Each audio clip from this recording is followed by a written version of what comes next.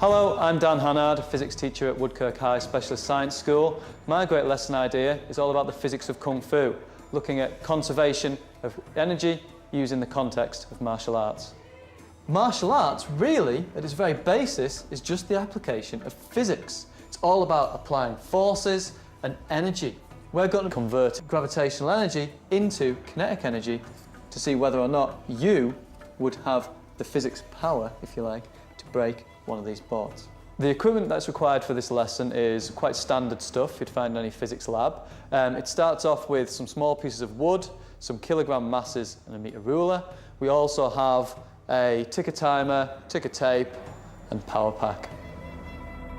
The first part of the task is you have to work out how much energy is required to actually break a board. The second part is you have to work out how much energy your moving hand can transfer.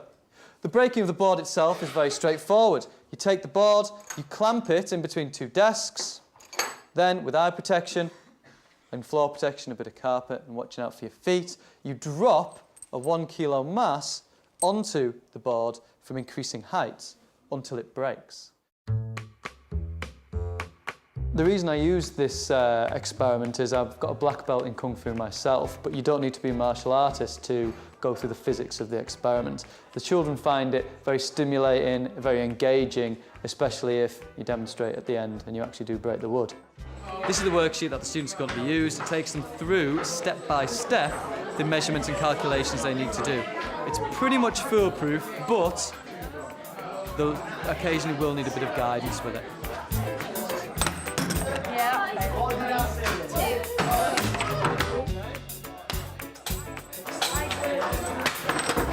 90 centimetres.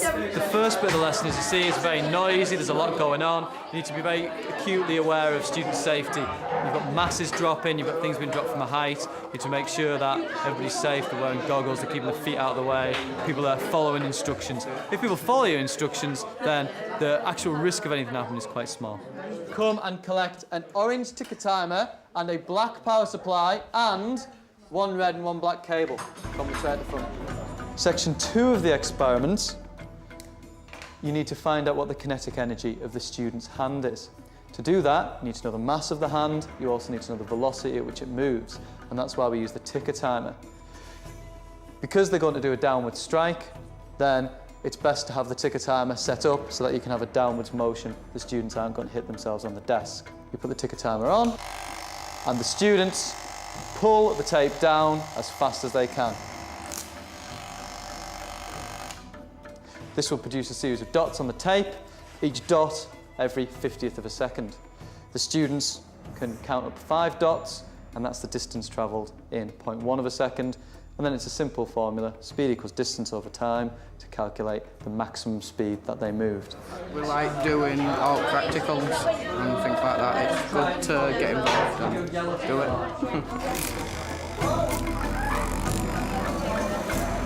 1, 2, 3, 4, 5. So that's how far your hand travelled in 1/10 of a second. You went from there to there. So you can use that formula, just speed is distance over time, to work out what the velocity in metres per second your hand was doing at that time. Today's group is a top set year 9. I have done this successfully with year 12 students before, where we've also incorporated ideas about conservation of momentum and made it much more higher level. And I've tried it with a lower ability year 8 set. Obviously they need much more guidance, but if you make it step by step, they can access the learning. There's one more measurement that you need to be aware of.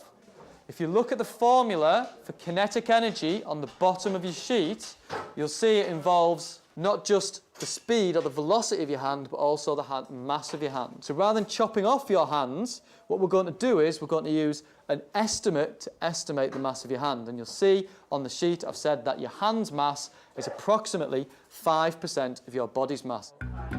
So that's key learning objectives here are for the students to be able to use the idea of conservation of energy, to do calculations for gravitational potential energy and kinetic energy, and being able to compare the two.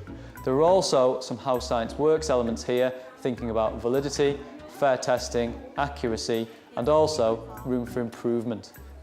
What the students then need to do is use the formula for kinetic energy, half mv squared, to calculate the kinetic energy of their hand and compare that to the kinetic energy needed to break the board.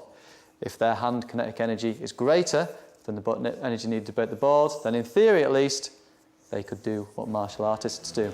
In theory, I could break the board. Yeah, I could. In theory, I could anyway. 'Cause, the total energy in my hand is higher than the total energy needed for the weight to break it. So, yeah. I think I might have a good shot at it, but I think I might hurt myself doing it. Do we think that this was an accurate experiment?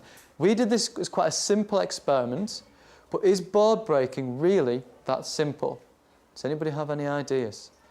Sophie? Yeah, because every time we dropped the weight on the board got looser, so the board wasn't a fair test. So how would we make it a fair test? Start with a new board every time we dropped it from a different height. Thanks, Sophie. Now, ordinarily, you could finish with a flourish by actually breaking the board yourself, but the only ones we could get hold of today were MDF. They're pretty tough, so I'm not gonna let myself slip up by breaking my hand on one.